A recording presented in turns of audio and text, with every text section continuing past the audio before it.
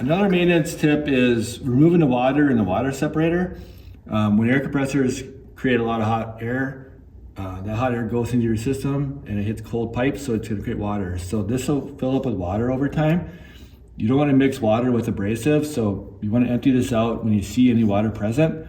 So once I see any water at all, what you do is you simply turn this clockwise, and then basically you'll feel air and then probably mist of air or water come out of the spigot, and then just empty it, and that's how you maintain dry abrasive in your CrystalBlast machine.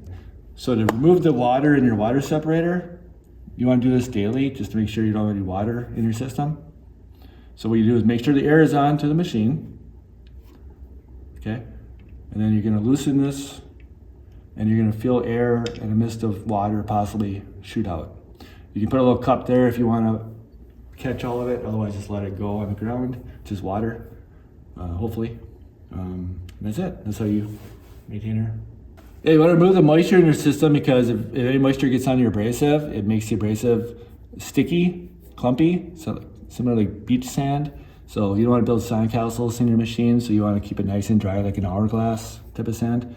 So dry sand is key to good successful sandblasting. So yeah, remove the water in your water separator, but also don't forget to empty your tank and your water in your air compressor tank as well.